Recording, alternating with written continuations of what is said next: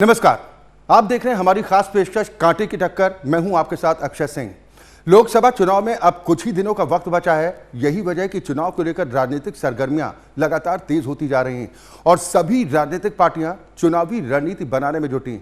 NDA से टक्कर लेने के लिए इस बार विपक्षी दलों ने इंडिया गठबंधन बनाया, जिसके तहत आम आदमी पार्टी और कांग्रेस गुजरात, दिल्ली, हरियाणा, गोवा और चंडीगढ़ में मिलकर चुनाव लड़ेंगे। ऐसे में आज हम बात करेंगे दिल्ली की हॉट लोकसभा सीट यानी कि नई दिल्ली की, जहां पर इस बार मुकाबला बेहद दिलचस्प होने वाला है, क्योंकि बीजेपी ने इस सीट पर पूर्व विदेश मंत्री स्वर्गीय सुषमा स्वराज की बेटी बांसुरी स्वराज को उम्मीदवार बनाया है। वहीं आम आदमी पार्टी ने मालवीय नगर से विधायक सोमनाथ भारती को चुनावी मैदान में उतारा है। इस सीट पर इस बार कितना रोचक मुकाबला होने जा रहा है, कांटे की टक्कर कैसी है, ये हम आपको बताएंगे। साथ ही ग्राफिक्स के जरिए आपको सियासी समीकरण भी बताएंगे कि नई दिल्ली से बीजेपी के उम्मीदवार बांसुरी स्वराज का राजनीतिक सफर आपको ग्राफिक्स के जरिए बताते हैं। हालांकि युवा चेहरा हैं जिन पर भारतीय जनता पार्टी की तरफ से इस बार दांव लगाया गया है। बांसुरी स्वराज पूर्व विदेश मंत्री दिवंगत सुषमा स्वराज की बेटी हैं, जिन पर बीजेपी की ओर से इस बार दांव लगाया गया है। बांसुरी स्वराज सुप्रीम कोर्ट में वकील हैं। इस बार नई दिल्ली लोकसभा क्षेत्र में दिलचस्प मुकाबला होने जा रहा है। 2007 की बात की जाए तो दिल्ली बार काउंसिल में शामिल हुई थी बांसुरी स्वराज। वो अंग्रेजी साहित्य में स्नातक हैं और लंदन से वकालत की पढ़ाई भी की है और मौजूदा वक्त में सुप्रीम कोर्ट के वकील हैं, वकालत कर रही हैं। 2023 में दिल्ली बीजेपी के लीगल सेल का सह संयोजक उन्हें बनाया गया था। बांसुरी स्वराज का राजनीतिक सफर आपको बता रहे हैं, लंबा राजनीतिक सफर नहीं है। 2024 में नई दिल्ली लोकसभा सीट से बीजेपी प्रत्याशी के तौर पर वो चुनावी मैदान में है और बांसुरी स्वराज का कहना है कि जो मौका उन्हें दिया गया है तो उस मौके को आम जनता की सेवा में वो लगाना चाहती हैं। और इसके साथ ही आम आदमी पार्टी के उम्मीदवार सोमनाथ भारती का राजनीतिक सफर भी हम आपको ग्राफिक्स के जरिए बताते हैं, क्योंकि 3 बार से लगातार वो विधायक हैं और उनके क्षेत्र में काफ़ी मजबूत पकड़ मानी जाती है। और यही वजह है कि इस बार कहा जा रहा है कि नई दिल्ली लोकसभा क्षेत्र में इस बार कांटे की टक्कर है। 2013 में पहली बार मालवीय नगर से विधायक चुने गए थे सोमनाथ भारती। मुख्यमंत्री और पार्टी के संयोजक अरविंद केजरीवाल के बेहद करीबी माने जाते हैं। 2013 में दिल्ली सरकार में कैबिनेट मंत्री उन्हें बनाया गया था। सोमनाथ भारती का राजनीतिक सफर आपको बता रहे हैं। साल 2015 में दूसरी बार मालवीय नगर विधानसभा क्षेत्र से चुनाव जीतने में कामयाब रहे थे, यानी कि दूसरी बार भी चुनाव जीता था। और 2020 में तीसरी बार मालवीय नगर से विधायक चुने गए सोमनाथ भारती और उनकी क्षेत्र में काफ़ी मजबूत पकड़ मानी जाती है। सोमनाथ भारती दिल्ली जल बोर्ड के वाइस चेयरमैन हैं। सोमनाथ भारती का राजनीतिक सफर आपको बता रहे हैं। 2024 में नई दिल्ली लोकसभा सीट से आम आदमी पार्टी ने बतौर प्रत्याशी उतारा है। आपको बता दें कि कांग्रेस और आम आदमी पार्टी का गठबंधन हुआ है, जिसमें आम आदमी पार्टी 4 लोकसभा क्षेत्रों पर चुनाव लड़ रही है तो कांग्रेस पार्टी 3 सीटों पर चुनावी मैदान में। नई दिल्ली की अगर बात की जाए तो सोमनाथ भारती और बांसुरी स्वराज के बीच में कांटे का मुकाबला इस बार देखने को मिलेगा। और चलिए एक नज़र ग्राफिक्स के जरिए हम आपको दिखाते हैं कि नई दिल्ली लोकसभा सीट के इतिहास में क्या कुछ यहाँ पर रहा है, इस सीट का क्या सियासी इतिहास अब तक का रहा है। नई दिल्ली लोकसभा सीट साल 1951 में अस्तित्व में आई थी, यानी कि 1951 में ही नई दिल्ली लोकसभा सीट अस्तित्व में आई थी। नई दिल्ली लोकसभा सीट पर सुचिता कृपलानी ने पहली बार जीत हासिल की थी। नई दिल्ली लोकसभा सीट का इतिहास हम आपको बता रहे हैं, जो 1951 में अस्तित्व में आई थी और सुचिता कृपलानी ने पहली बार इस सीट से जीत दर्ज कर लोकतंत्र के सबसे बड़े मंदिर यानी कि संसद पहुंचने में कामयाब रहे थे। नई दिल्ली लोकसभा सीट पर 19 बार आम चुनाव हुए हैं, यानी कि अब तक 19 लोकसभा चुनाव इस सीट पर हो चुके हैं। नई दिल्ली लोकसभा सीट पर 9 बार बीजेपी जबकि 7 बार कांग्रेस की जीत हुई है, यानी कि कांग्रेस का भी इस सीट पर अच्छा खासा दबदबा एक वक्त रहा है। इस सीट पर एक बार जनता पार्टी और एक बार भारतीय जनसंघ की जीत हुई है। फिलहाल पिछले 2 बार से अगर बात करें 2014-19 लोकसभा चुनाव में बीजेपी का कब्जा रहा है। 2014 से सीट पर बीजेपी की मीनाक्षी लेखी यहां से सांसद बनने में कामयाब रही हैं। 2019 के चुनाव में भी मीनाक्षी लेखी पर ही पार्टी की तरफ से दांव खेला गया था और नई दिल्ली लोकसभा सीट से मीनाक्षी लेखी संसद पहुंचने में कामयाब रही थी। जहां तो सबसे वीआईपी सीट मानी जाती है नई दिल्ली लोकसभा क्षेत्र, जहां पर इस बार कांटे का मुकाबला देखा जा रहा है। एक तरफ बीजेपी की बांसुरी स्वराज हैं तो दूसरी तरफ गठबंधन के प्रत्याशी सोमनाथ भारती के बीच में मुकाबला है। इस सीट का सियासी समीकरण भी आपको बताया और सियासी इतिहास अब तक का क्या रहा है। जहां आप देख रहे हैं हमारी खास पेशकश, हम बात कर रहे हैं कांटे की टक्कर की और इस बार हॉट सीट है नई दिल्ली लोकसभा क्षेत्र, जहां पर इस बार चुनावी मुकाबला काफी दिलचस्प माना जा रहा है। नई दिल्ली लोकसभा क्षेत्र से इस बार बीजेपी की तरफ से बांसुरी स्वराज, जो कि दिवंगत नेता सुषमा स्वराज की बेटी हैं, उन्हें चुनावी मैदान में उतारा है। तो उधर कांग्रेस और आम आदमी पार्टी गठबंधन की तरफ से सोमनाथ भारती इस बार चुनावी मैदान में है, यानी कि इंडिया ब्लॉक गठबंधन की तरफ से सोमनाथ भारती चुनावी मैदान में है। तो उधर बांसुरी स्वराज को बीजेपी की तरफ से चुनावी मैदान में उतारा गया है। हालांकि सातों लोकसभा सीटों की बात की जाए तो 2019 के चुनाव हो, 2014 के चुनाव हो, बीजेपी का सातों सीटों पर कब्जा रहा है। लेकिन बात जब विधानसभा चुनाव की आती है तो यहां पर आम आदमी पार्टी का दबदबा, वर्चस्व देखने को मिलता है। और यही वजह कि इस बार कांटे की टक्कर मानी जा रही है। सोमनाथ भारती की अगर बात की जाए तो 3 बार से मालवीय नगर से आम आदमी पार्टी के विधायक हैं और क्षेत्र में उनकी अच्छी खासी पकड़ भी मानी जाती है। लेकिन लोकसभा चुनाव को लेकर इस बार जिस तरह का घमासान देखने को मिल रहा है, एक तरफ एनडीए गठबंधन है जिसकी तरफ से दावा किया जा रहा है अब की बार 400 पार का, तो उधर गठबंधन प्रत्याशियों की तरफ से भी ये दावा किया जा रहा है कि इस बार क्लीन स्वीप करने में कामयाब होंगे। हालांकि नई दिल्ली लोकसभा सीट की बात की जाए तो बीजेपी का दबदबा इस सीट पर रहा है। हालांकि एक वक्त था जब कांग्रेस का वर्चस्व इस सीट पर देखने को मिलता था। काफ़ी वीआईपी सीट ये मानी जाती है। यहाँ से लाल कृष्ण आडवाणी साल 1991 के लोकसभा चुनाव मैदान में थे। यहाँ पर उनका मुकाबला सिने स्टार राजेश खन्ना के साथ हुआ था, जो कांग्रेस की तरफ से उम्मीदवार थे। और ज़बरदस्त मुकाबले में बेहद कम वोटों के अंतर से लाल कृष्ण आडवाणी जीत दर्ज करने में कामयाब रहे थे। हालांकि पिछले 2019 और 2014 लोकसभा चुनाव की बात करें तो मीनाक्षी लेखी इस सीट से संसद पहुंचने में कामयाब रही हैं, यानी कि बीजेपी का इस सीट पर दबदबा पिछले 2 लोकसभा इलेक्शन से देखने को मिल रहा है। लेकिन इस बार आम आदमी पार्टी और कांग्रेस गठबंधन की तरफ से दावा किया जा रहा है कि बीजेपी को इस बार वो शिकस्त देने में कामयाब रहेंगे। 7 में से 4 सीटों पर आम आदमी पार्टी की तरफ से चुनावी ताल ठोकी जा रही है, तो 3 सीटों पर कांग्रेस ने अपने प्रत्याशियों को चुनावी मैदान में उतारने का निर्णय किया है। आप उम्मीदवार सोमनाथ भारती हैं नई दिल्ली लोकसभा सीट से, जो मालवीय नगर से 3 बार के लगातार विधायक हैं और उनकी क्षेत्र में अच्छी खासी पकड़ मानी जाती है और सुप्रीम कोर्ट के अधिवक्ता भी हैं। तो उधर बांसुरी स्वराज की बात की जाए, जिन पर भारतीय जनता पार्टी ने दांव चला है युवा नेता के तौर पर। हालांकि उनका कोई लंबा राजनीतिक करियर नहीं रहा है, लेकिन सुप्रीम कोर्ट में वकालत करती हैं। दिवंगत नेता और पूर्व विदेश मंत्री सुषमा स्वराज की बेटी हैं बांसुरी स्वराज, और कुछ समय पहले ही उन्होंने राजनीति में पदार्पण किया। लेकिन बीजेपी ने उन्हें लोकसभा चुनाव में बतौर प्रत्याशी चुनावी मैदान में उतार दिया है। यानी कि इस बार कांटे का मुकाबला देखने को मिलेगा नई दिल्ली लोकसभा क्षेत्र में, जहां पर इस बार इन दोनों प्रत्याशियों के बीच में कांटे की टक्कर देखने को मिल सकती है। हालांकि इस क्षेत्र की बात की जाए तो यहाँ पर क्या चुनावी मुद्दे हैं, ये समझना भी बेहद अहम होगा, और क्या उन मुद्दों को हल करने में कामयाब रहे हैं चुने हुए यहाँ के प्रतिनिधि। आम जनता की तरफ से खासतौर पर बात की जाए तो सीलिंग को लेकर यहाँ मुद्दा रहा है, पेंशन को लेकर सवाल उठाए जाते रहे हैं, और साथ ही इस लोकसभा क्षेत्र की अगर बात की जाए तो पानी एक बड़ी समस्या के तौर पर रहा है। लेकिन तमाम दलों की तरफ से ये दावे किए जाते रहे हैं कि समस्याओं को सुलझाने में उनकी तरफ से एड़ी चोटी का जोर लगाया गया। लेकिन मौजूदा स्थिति क्या है, ये समझना भी बेहद ज़रूरी है। और इस बार कितनी कांटे की टक्कर इस लोकसभा सीट में देखने को मिलेगी, हम इसी पर चर्चा करेंगे। कुछ खास मेहमान हमारे साथ जुड़ चुके हैं। सबसे पहले अपने दर्शकों की मुलाकात अपने आज के सभी सम्मानित मेहमानों से कराते हैं। मेरे साथ विनोद शर्मा साहब हैं, आप प्रवक्ता कांग्रेस पार्टी हैं। पुनीत अरोड़ा साहब भारतीय जनता पार्टी के प्रवक्ता हमारे साथ इस कार्यक्रम में शामिल हैं, और आम आदमी पार्टी का प्रतिनिधित्व करने के लिए पार्टी के प्रवक्ता प्रदीप मित्तल साहब हमारे साथ इस चर्चा में शामिल हैं। बहुत स्वागत है आप सभी का। शुरुआत मैं प्रदीप मित्तल साहब आपसे ही करने जा रहा हूं। इस बार कितनी कांटे की टक्कर होगी, क्योंकि नई दिल्ली लोकसभा सीट की बात की जाए तो वीआईपी सीटों में नाम शुमार होता है इस सीट का। चले, शायद उन तक आवाज नहीं पहुंच पा रही है, लेकिन नई दिल्ली लोकसभा चुनाव में इस बार जबरदस्त मुकाबला देखने को मिल सकता है। कांटे की टक्कर मानी जा रही बीजेपी और आम आदमी पार्टी कैंडिडेट के बीच में। एक तरफ बीजेपी की तरफ से बांसुरी स्वराज चुनावी मैदान में है, तो दूसरी तरफ उन्हें मुकाबला देने के लिए कांग्रेस और आम आदमी पार्टी गठबंधन प्रत्याशी सोमनाथ भारती चुनावी मैदान में है। वो सोमनाथ भारती जो पिछले 3 टर्म से यहाँ पर विधायक बनने में कामयाब रहे हैं, उनकी क्षेत्र में अच्छी खासी पकड़ मानी जाती है। हालांकि तमाम मुद्दे इस लोकसभा क्षेत्र में हैं जिनको आधार बनाकर इस बार लोकतंत्र के महापर्व में मतदाता शामिल होंगे। हालांकि दावे अपने अपने हैं सभी राजनीतिक दलों की तरफ से, चाहे बीजेपी हो, बीजेपी की तरफ से दावा किया जा रहा है कि इस बार भी 7 की 7 सीटों पर भारतीय जनता पार्टी ही जीत दर्ज करने में कामयाब रहेगी।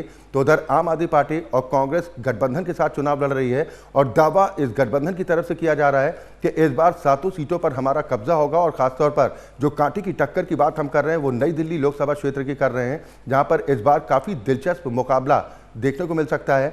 नई दिल्ली लोकसभा क्षेत्र जो वीआईपी लोकसभा सीट मानी जाती है, जहां पर तमाम दिग्गज इससे पहले अपनी किस्मत आजमाकर लोकतंत्र के सबसे बड़े मंदिर तक पहुंचने में कामयाब रहे। तीनों मेहमान हमारे साथ जुड़े हुए हैं। विनोद शर्मा जी प्रवक्ता हैं कांग्रेस पार्टी के, पुनीत अरोड़ा साहब भारतीय जनता पार्टी का प्रतिनिधित्व करने के लिए हमारे साथ जुड़े हैं, प्रदीप मित्तल साहब प्रवक्ता आम आदमी पार्टी हैं।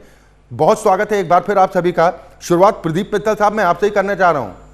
अगर मेरी आवाज आप तक पहुंच रही है तो इस बार कितनी कांटे की टक्कर है और आधार क्या है जो आप लोग दावा कर रहे हैं कि इस बार हम जीत दर्ज करेंगे? चलिए, उन तक शायद आवाज नहीं पहुंच पा रही है, लेकिन मेरी आवाज अगर पुनीत अरोड़ा साहब आप तक पहुंच रही है तो वीआईपी सीट में नाम शुमार होता है नई दिल्ली लोकसभा क्षेत्र का। इस बार कितना रोचक मुकाबला देखने को मिल सकता है? चलिए, आवाज शायद ठीक ढंग से नहीं पहुंच पा रही है। विनोद शर्मा जी भी हमारे साथ जुड़े हैं। विनोद जी, मेरी आवाज आप तक पहुंच रही है? जी बिल्कुल आ रही है जी। विनोद जी, बहुत स्वागत है आपका। हालांकि गठबंधन के प्रत्याशी के तौर पर सोमनाथ भारती चुनावी मैदान में हैं, लेकिन इस बार कितनी कांटे की टक्कर आप देख रहे हैं? सर देखिए, मैं पहले भी आपके चैनल के माध्यम से कई बार कह चुका हूं, इस बार गठबंधन की लड़ाई सीधी सीधी है बीजेपी से और हम दिल्ली की 7 की 7 सीटें जीत रहे हैं। आधार क्या है जीत का? क्यों आपको ऐसा लग रहा है कि कांटे का मुकाबला होगा और जीत गठबंधन प्रत्याशी की होगी? आधार तो आपको सामने सामने है। देश में लोग ये समझ गए हैं बीजेपी का एजेंडा आपस में लड़ाना, डेवलपमेंट की बात ना करना, महिला सुरक्षा की बात ना करना, महंगाई की मार है, इतने तो मुद्दे हैं जो लोगों को इस बात की समझ है। इस बात जो गलतियां लोगों ने जो पहले करी अब नहीं है, और 10 साल दे दिया उन्होंने, देख लिया सरकार कैसी चली है, आप भी जानते हैं, हम भी जानते हैं। नहीं शर्मा जी, लेकिन ये दावे तो पिछले चुनाव में भी किए जा रहे थे कि हम 7 की 7 सीटों पर कब्जा करेंगे, लेकिन जब चुनावी नतीजे आए तो वहां पर पत्ता साफ हो गया। सर ऐसा है, जब मैंने पहले भी बताया एक बात कि ये जो प्राइवेट लिमिटेड फर्म बीजेपी की चल रही है, इनकी पीआर जो थी वो सब लोगों को दिखाया गया, इतना बड़ा बड़ा सपने दिखाए गए, लेकिन वो सपने पूरे नहीं हुए। अब 10 साल लोगों को समझ आ गई। आप मुझे बताइए ना, आज भी देश में जो चुनाव है, आज बीजेपी, आप डेवलपमेंट में बात करिए ना, बेरोजगारी की बात करिए ना, आप बताइए ना आगे क्या महंगाई कैसे कम होगी। आज 10 साल से आज की महंगाई देखिए ना कहां से कहां पहुंच गई है। लेकिन बीजेपी सवाल शर्मा जी इस बात को लेकर उठा रही है कि अगर ऐसी स्थिति है तो फिर कांग्रेस को सीटों का बलिदान क्यों देना पड़ा? अकेले दम पर चुनाव लड़ते, आम आदमी पार्टी के साथ जाना पड़ा। क्या कांग्रेस पार्टी को खुद से ज्यादा आम आदमी पार्टी पर भरोसा है आज की डेट में? क्या बीजेपी नहीं गठबंधन कर रही? पिछली बार से ज्यादा गठबंधन इस बार कर रहे हो।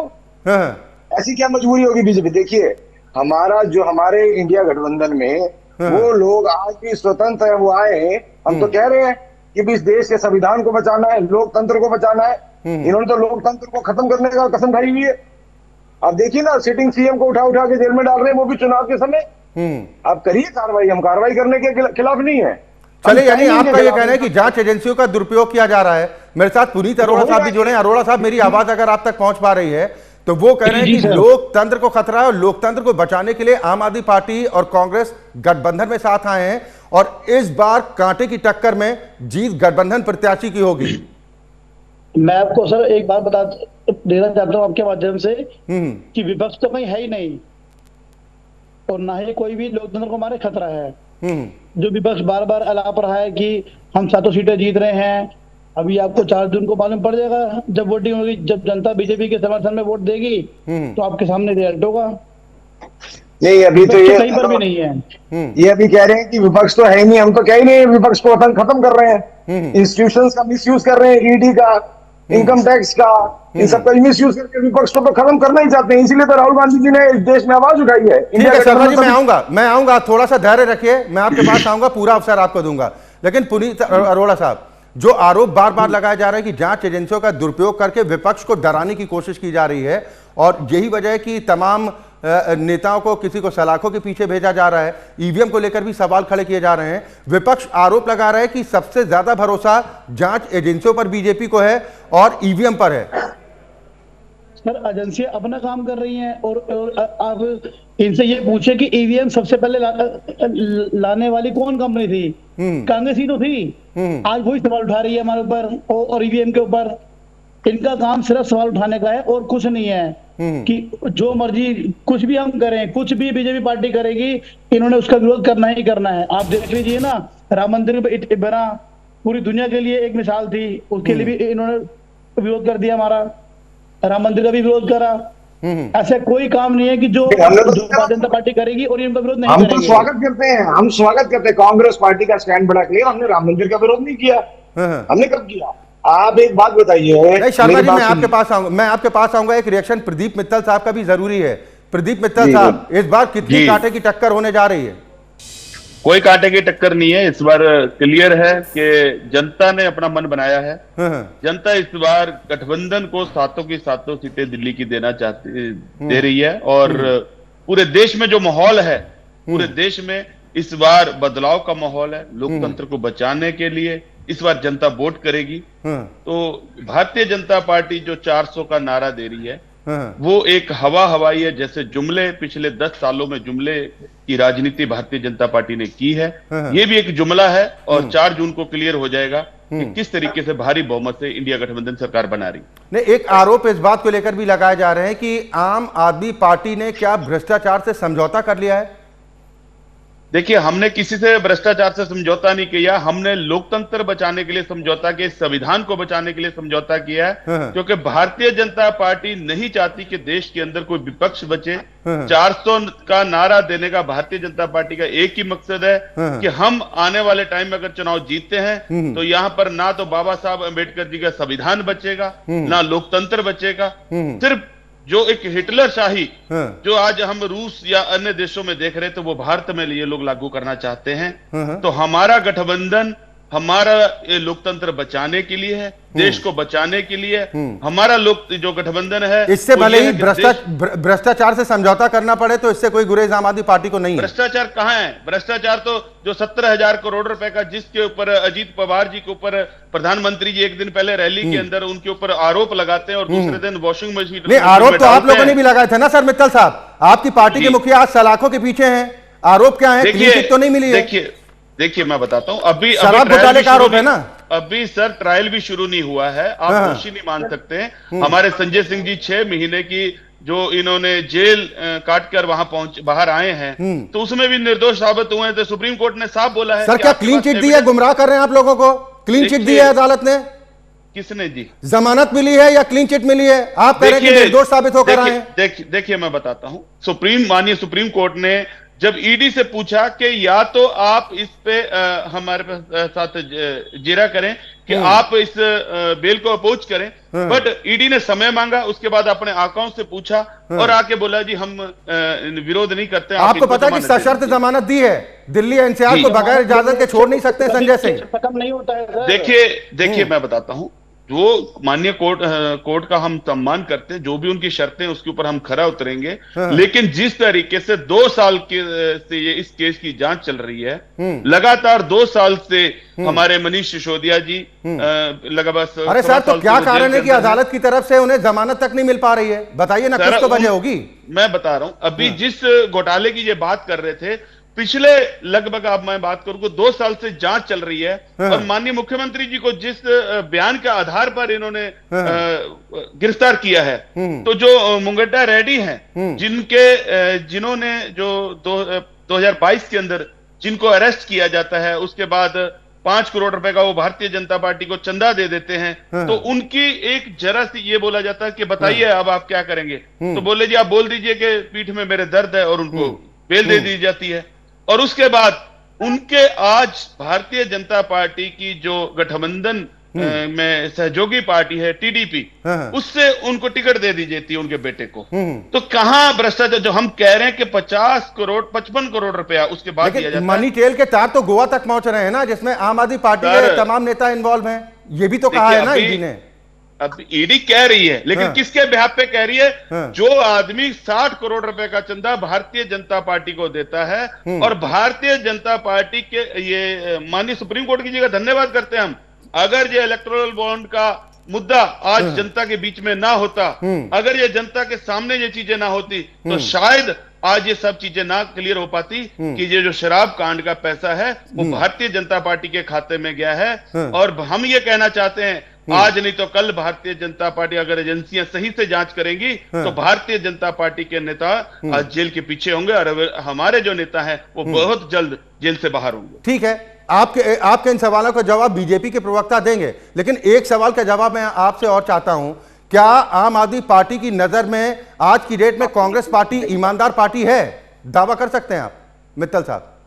देखिए, हम अभी जितने भी गठबंधन, आज देश के 28 गठबंधन जो हैं वो हम मिलकर चुनाव लड़ रहे हैं। मेरा सवाल, आप खूब मिलकर लड़िए, लोकतंत्र में आजादी है। मेरा सवाल सीधा है, क्या आम आदमी पार्टी कांग्रेस पार्टी को ईमानदार पार्टी मानती है, हाँ या ना? देखिए, मैं वही तो कह रहा हूं ना सर, 28 पार्टियां इकट्ठे गठबंधन लड़ रही हैं और ईमानदारी के साथ लड़ रही हैं, और ईमानदारी के साथ हम लड़ेंगे। सिर्फ और सिर्फ भारतीय जनता पार्टी एक चीज चाहती है, जैसे वो आज से हमने, ठीक है मित्तल साहब, लेकिन ईमानदारी की बात पर जब सवाल आया तो आपकी जुबान लड़खड़ाने लगी। विनोद शर्मा जी, सर ईमानदारी, विनोद शर्मा जी, आप खुलकर नहीं कह पा रहे ना सर? हम ईमानदारी, मित्तल साहब देखिए सर, एक ईमानदारी के साथ लड़ रहे हैं। मित्तल साहब, जिस पार्टी का मुखिया खूब चिल्ला चिल्ला कर कहता हो कि अगर दुनिया में हमारे जैसा आदमी कट्टर ईमानदार नहीं है तो दुनिया में कोई ईमानदार नहीं है। अब आप ईमानदारी की बात कर रहे हैं, जिनके साथ चुनाव लड़ रहे हैं गठबंधन में जाकर, जिनके खिलाफ पर्चियां लेके घूमते थे ना, वो लिस्ट कहां है मित्तल साहब? मेरी बात सुनिए, देखिए, जो लिस्ट अरविंद केजरीवाल साहब लेकर घूमा करते थे, वो लिस्ट कहां है? एजेंसियां अपना काम कर रही हैं। अगर हमने पंजाब के अंदर हमारे एक मंत्री ने रिश्वत ली थी, हमने अगले दिन उनके ऊपर एफआईआर की, उनको जेल की सलाखों के पीछे डाला। तो अरविंद केजरीवाल जी की एक ही पॉलिसी है कि हम अब कहीं भी भ्रष्टाचार से समझौता नहीं करेंगे, अगर कोई दोषी है तो समझौता करेंगे। ठीक है, मैं विनोद शर्मा जी, क्या जवाब दीजिएगा? जुबान लड़खड़ा रही है प्रदीप मित्तल साहब की कांग्रेस पार्टी को ईमानदार बताने में।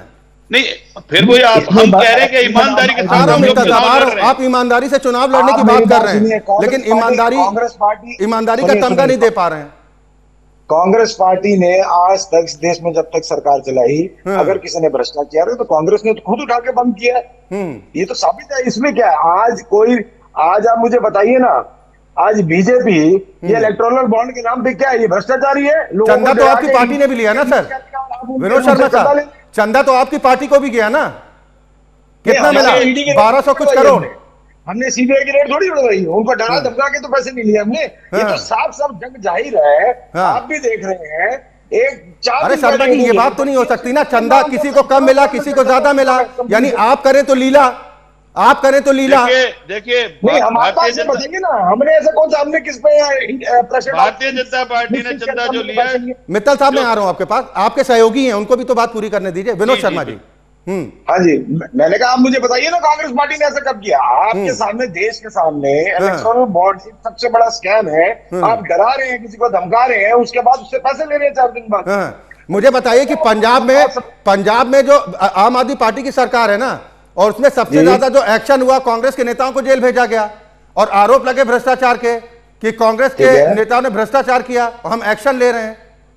देखिए, हम आज भी इस बात को कहते हैं कि अगर कोई भ्रष्टाचार हुआ है, देश में कानून है, कोर्ट है, आप कोर्ट में जो सजा, अगर भ्रष्टाचार हुआ है सजा सुनाएगी तो सदमाची पे।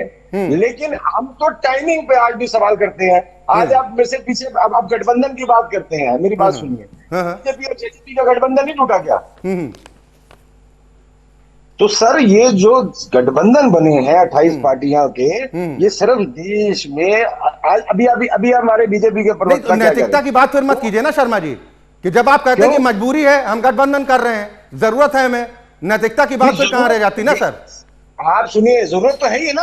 अगर एक बीजेपी का प्रवक्ता आपके सामने कह रहे हैं कि हम विपक्ष तो है ही कहीं नहीं, वो तो खत्म कर ही रहे हैं। अब विपक्ष एक नहीं होगा, लोगों की आवाज कहां कैसे पहुंचेगी? सर, आपको नहीं लगा कि आपकी पार्टी के नेता ही आपको खत्म कर रहे हैं? अभी आपने जिस सनातन का जिक्र किया शर्मा जी ना, आपने जिस सनातन का जिक्र किया कि हम सनातन पर विश्वास करने वाली पार्टी हैं और हम राम मंदिर का स्वागत करने वाली पार्टी हैं, आपकी पार्टी के नेता कुछ और बयां कर रहे हैं। गौरव क्या वल्लभ ने बताइए? पता है ना क्या कहकर पार्टी छोड़ा है कि सनातन विरोधी पार्टी है जो दिन रात सनातन को गाली देती है, ऐसी पार्टी में मैं असहज महसूस करता हूं, पार्टी छोड़ गए। सर, आप मेरी आप बात नैतिकता सुनिए। बता रहे हैं। जो पार्टी छोड़ के जा रहा है हाँ। वो तो ऐसी बात करेगा ही ना। और हम दिशाहीन है क्या कांग्रेस पार्टी? राम मंदिर के नाम पे हमारी पार्टी का स्टैंड बड़ा क्लियर है, हम खुश हैं, हम स्वागत करते हैं, इसमें क्या बात है। निमंत्रण क्यों लेकिन ठुकराया? हमारा शर्मा जी, निमंत्रण क्यों ठुकराया? निमंत्रण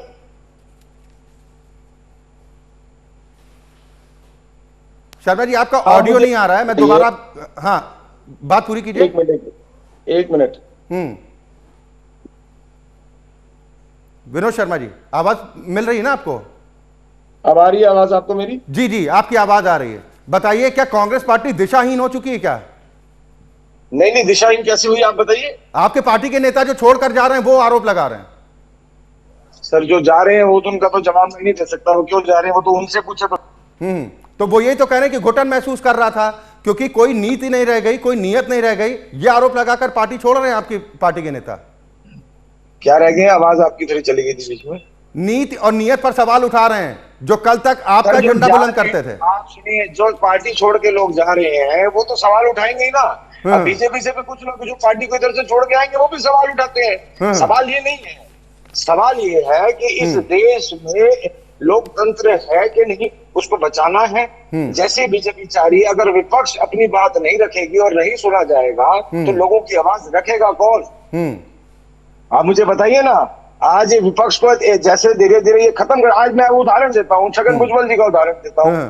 छगन भुजबल जी ईडी और सीबीआई के उनके मुकदमे थे। आपको ये बात मालूम होगी, जब वो बीजेपी में चले गए, कमल साहब जब ना लिए तो कोर्ट में ईडी ने कहा हमें छगन भुजबल जी की फाइल ही नहीं मिल रही, तो ये केस को बंद कर दीजिए।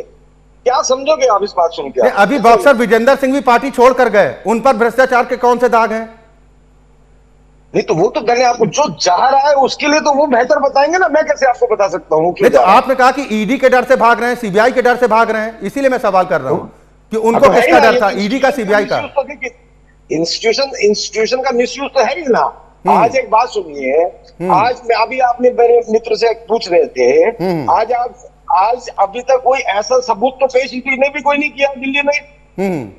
कोई सबूत क्यों बेल दी गई? बेल तो इसी वजह से दी गई ना कि कोई सबूत नहीं। 6 महीने से कोर्ट ने भी कहा 6 महीने से किसी को बंद करके बैठे हैं, वो सबूत तो नहीं है।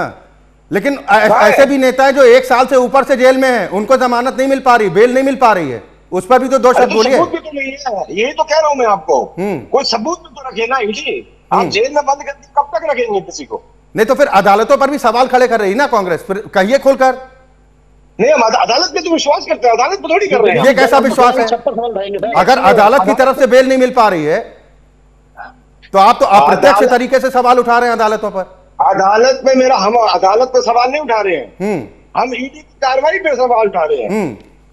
जो ईडी कार्रवाई कर रही है किसके कहने पे चल रही है, सब नहीं तो क्या कांग्रेस पार्टी ये बात कह रही है? मुझे शर्मा जी इस बात का जवाब दीजिए कि दिल्ली में कोई शराब घोटाला नहीं हुआ। मैं आपको पहले भी कह चुका हूं, कांग्रेस ने ही इसका आपने कहा था, जिक्र किया, सवाल उठाया था। अगर कोई घोटाला है और हुआ है तो कोर्ट अपना काम करेगी। हम तो सर आपकी पार्टी के नेताओं के बयान थे। मित्तल साहब एक रिएक्शन इस पर दीजिए, फिर मैं अरोड़ा साहब के पास जाऊंगा। मित्तल साहब, कांग्रेस पार्टी के नेताओं की तरफ से कितने नाम बताऊं? संदीप दीक्षित नाम लूं, अजय माकन नाम लूं, किनके नाम लूं जिनकी तरफ से आरोप लगाया गया कि भाई ये तो घोटाला हुआ, शराब घोटाला हुआ है नीति बनाने की आड़ में, और ऐसे करप्ट नेता को तो जेल भेजना चाहिए। आज स्वर बदल गए। देखिए आज भी हम यही कह रहे हैं, मैं वही बात अभी भी क्लियर कर रहा हूं। जो नीतीश जी जब गठबंधन में महागठबंधन में थे तो बीजेपी के खिलाफ बोल रहे थे, आज को वो बीजेपी के साथ बोल रहे हैं।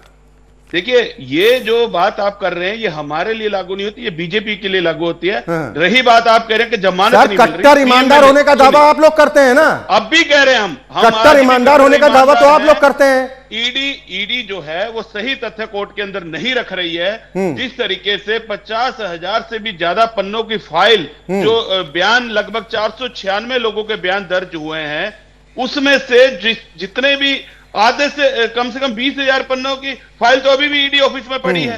तो हमारे जो एडवोकेट थे उन्होंने बात रखी कि इसकी जांच हमें हमारे को प्रॉपर फाइल दी जाए। हम इस जो केस को है वो पढ़ना चाहते हैं। अगर आप हमें दोषी मानते हैं तो हमारे को उसकी फाइल दी जाए। जब जाकर हमने ईडी ऑफिस में उसकी फाइल को देखा तो जो बयान हमारे फेवर में दिए गए थे उन लोगों द्वारा, वो अभी तक कोर्ट में पेश ही नहीं किए गए। तो जिस तरीके से अभी संजय सिंह जी बाहर आए हैं, बहुत जल्द मनीष जी भी होंगे और अरविंद जी भी होंगे। देखो, सिर्फ और सिर्फ भारतीय जनता पार्टी अरविंद जी से डर रही है, आम आदमी पार्टी से डर रही है। और आज महागठबंधन जिस तरीके से 31 मार्च को जो इतना जवाब दीजिए, उनकी तरफ से यही कहा जा रहा है कि आज की डेट में आम आदमी पार्टी मुख्य मुकाबला बीजेपी का कर रही है और बाकी पार्टियां जो है वो साइडलाइन हो गई हैं, इसीलिए बीजेपी डर रही है और जांच एजेंसियों का गलत इस्तेमाल हो रहा है आम आदमी पार्टी नेताओं पर। मेरा सर इनसे सिर्फ एक ही सवाल है और सीधा ही जवाब चाहते हैं हम। जब शराब नीति इतनी अच्छी थी और वर्ल्ड क्लास नीति तो फिर वापस क्यों ली? ये जवाब देना हमारे को। ठीक है, इस पर भी जवाब होगा। लेकिन आज जिस सीट की हम बात कर रहे हैं, लोकसभा सीट की, वो नई दिल्ली है। इस बार आपको लग रहा है कि चुनौती है? अरोड़ा साहब, आपको लग रहा है कि इस बार चुनौती आसान नहीं होगी? भले ही पिछले 2 लोकसभा चुनाव से बीजेपी का कब्जा हो, लेकिन इस बार समीकरण उतने आसान नहीं है बीजेपी के लिए। ऐसा कुछ भी नहीं है भाई साहब। जब हमें खुद लग रहा है, हम खुद जमीन पर निकल रहे हैं, जमीन पे उतर रहे हैं, लोगों से मिल रहे हैं और मालूम पड़ा, लोग हमने व्यूज खुद देखे हैं कि पूरी की पूरी दिल्ली की जनता नरेंद्र मोदी जी के साथ है और आप 7 सीटें हम लोग जीत रहे हैं। 10 विधानसभा सीटों में नई दिल्ली के क्षेत्र में जो आती लोकसभा क्षेत्र में, उन सभी पर आम आदमी पार्टी का कब्जा है और 3 बार से विधायक चुने जा रहे हैं मालवीय नगर से, सोमनाथ भारती साहब। तो आपको लग रहा है कि इतना आसान होगा? अब तो कांग्रेस भी कह रही कि हम भी सपोर्ट में हैं, भले ही हमारे मन मिलता रहा हो ना मिलता रहा हो। सोमनाथ भारती जी का रिकॉर्ड सबको पता है, जनता ने सब कुछ देखा है उनके बारे में। अब जनता दिल्ली की जाग चुकी है और वो सोच समझकर ही वोट देगी और देश के लिए वोट देगी। आप भी देखें सर। ठीक है, विनोद शर्मा साहब, क्या कहिएगा? आप जो भरोसा कर रहे हैं, आपको लग रहा है कि इस सीट पर कांटे की टक्कर देने के साथ ही जीत भी गठबंधन के प्रत्याशी की होगी? हम आधार की बात कर रहे हैं कि वो आधार क्या है, क्योंकि विधानसभा चुनाव में आम आदमी पार्टी का दबदबा भले रहा हो, लेकिन जब लोकसभा चुनाव की बात आती है तो जनता बीजेपी के सपोर्ट में जाती है। मतदाताओं की बात मैं कर रहा हूं। अरे सर सुनिए, आप बीजेपी से ये सोचिए, इनका इंटरनल सर्वे बता रहा था, तभी तो टिकटें कटी, इन्होंने चेंज करी है। क्यों करी? अगर इतना काम किया था, इतना एजेंडा क्लियर था, तो टिकटें क्यों काटनी पड़ गई? मैं तो आपको पहले भी कहा, हमारे पश्चिमी दिल्ली में 5.5 लाख वोटों से बीजेपी का कैंडिडेट चुनाव जीता था, उसकी टिकट काट दी, वो तो रिकॉर्ड तोड़ था। अरे आपने तो सीट छोड़ दी सर, आपको भी तो जवाब देना पड़ेगा। हमने तो गठबंधन किया, सीट का छोड़ी, गठबंधन किया। गठबंधन है हमारा। आप बीजेपी का एजेंडा सुनिए। दिल्ली में आज भी मैं आपको ये बात स्पष्ट शब्दों में कह रहा हूँ, दिल्ली में 7 सीटें गठबंधन जीतेगा। बीजेपी का कैंडिडेट आज की डेट में सिवाय कोई काम करा नहीं है 10 साल में, पब्लिक में जाके क्या आप ग्राउंड, हम भी ग्राउंड में घूम रहे हैं, हम भी लोगों से बात कर रहे हैं। मैं आपको सर्वे, इनका अपना इंटरनल सर्वे बता रहा हूँ, कितने काम नहीं किए, इसका रिजल्ट आपको ठीक है। एक फाइनल रिएक्शन प्रदीप मित्तल साहब मैं आपसे लेना चाह रहा हूं कि आप लोग ये दम जरूर भर रहे हैं, दावा भी कर रहे हैं कि इस बार कांटे का मुकाबला होगा और जीत भी हम हासिल करेंगे, गठबंधन का प्रत्याशी जीत हासिल करेगा। लेकिन समीकरणों की जो हम बात कर रहे हैं कि पिछले 2 लोकसभा चुनाव देखे हैं, जिस वक्त आम आदमी पार्टी का पीक चल रहा था, उस वक्त लोकसभा चुनाव में एक भी सीट जीतने में आप लोग कामयाब नहीं हो पाए। तो इसीलिए हम जानना चाह रहे हैं कि अब ऐसा क्या है कि लोग भरोसा करेंगे, या आपको लग रहा है कि जो आम आदमी पार्टी और कांग्रेस का कॉम्बिनेशन है, ये कॉकटेल लोगों को पसंद आ जाएगा? देखिए, आपके जवाब में सवाल में थोड़ा फर्क है। आप कह रहे थे आम आदमी पार्टी का पीक चल रहा था। देखिए, 2014 में मोदी जी पूर्ण बहुमत के साथ आए और 2015 में फिर दिल्ली के अंदर हमारी सरकार बनी। 2019 में मोदी जी दोबारा से प्रधानमंत्री बने और पूरे बहुमत के साथ 7 सीटें जीतकर दिल्ली की प्रधानमंत्री बने। लेकिन 2020 में फिर दिल्ली की जनता ने अरविंद केजरीवाल जी को वोट दिया। इस बार जो 10 साल के इनके जुमले हैं, जो 10 साल के अंदर इन्होंने कोई काम नहीं किया। मैं एक बात कहूंगा कि 7 के 7 सांसदों का रिपोर्ट कार्ड जो था भारतीय जनता पार्टी को पता था कि बुरी तरह से हार रहे हैं, क्योंकि एक भी सांसद जनता के बीच में नहीं गया। और मैं आज दावे के साथ कह सकता हूं, भारतीय जनता पार्टी के प्रवक्ता यहां पर बैठे हैं, पिछले 5 साल में आप 5 काम गिना दीजिए नई दिल्ली के अंदर आपने कोई 5 काम किए होंगे, तो हम आज मान लेंगे कि भारतीय जनता पार्टी चुनाव जीत जाएगी। और रही बात हमारे कैंडिडेट की, पिछले 15 साल से वो लोकल विधायक हैं, लोकल काम किया है, और जिस तरीके से आज हम जनता के बीच में जा रहे हैं, जनता में एक बात का बहुत बड़ा गुस्सा है, जो इन्होंने मुख्यमंत्री रहते हुए उनको मुख्यमंत्री अरविंद केजरीवाल जी को जेल की सलाखों के पीछे भेजा है, और लोग कहते हैं कि ये तो यार अति हो गई है। और आज मैं बता देता हूं, इस अति का अंत अगर होगा तो इस बार गठबंधन की तरफ से जो है 7 उम्मीदवार हमारे जीतेंगे। और नई दिल्ली सीट की हम बात करें, एक बड़े मार्जिन से हम सीट जीतेंगे। आज का टाइम आप नोट कर लीजिए, समय नोट कर लेना, इसकी पिक्चर को, हमारी रिकॉर्डिंग को रख लेना। जिस दिन 4 तारीख को रिजल्ट आएगा, नई दिल्ली की सीट हम सबसे ज्यादा। चले, बिल्कुल ये एश्योर करते हुए मित्तल साहब की निश्चित तौर पर 4 जून को हमारी आपसे फिर मुलाकात होगी और आप सभी प्रवक्ता हमारे साथ चर्चा में शामिल होंगे। जो दावे अभी किए जा रहे हैं, ये दावे उस वक्त भी इसी तरह के नजर आएंगे, ये देखना बहुत दिलचस्प होगा। समय का अभाव है, बहुत शुक्रिया आप तीनों मेहमानों का हमारे साथ इस कार्यक्रम में शामिल होने के लिए। तो नई दिल्ली लोकसभा सीट की बात कर रहे हैं, जहां पर इस बार कांटे का मुकाबला माना जा रहा है। हालांकि 2019 और 2014 लोकसभा चुनाव में बीजेपी दिल्ली की 7 सीटों पर कब्जा करने में कामयाब रही थी, लेकिन इस बार कांटे की टक्कर इसलिए मानी जा रही है क्योंकि कांग्रेस और आम आदमी पार्टी गठबंधन में है और सोमनाथ भारती को चुनावी मैदान में उतारा है। हालांकि दिवंगत नेता सुषमा स्वराज की बेटी बासुरी स्वराज इस बार चुनावी मैदान में है। कुल मिलाकर मुकाबला बेहद दिलचस्प माना जा रहा है, लेकिन किसके दावों में कितना दम है, यह नतीजों के बाद ही पता चल पाएगा। इसी के साथ हमारी खास पेशकश में अभी के लिए बस इतना ही। खबरें लगातार जारी।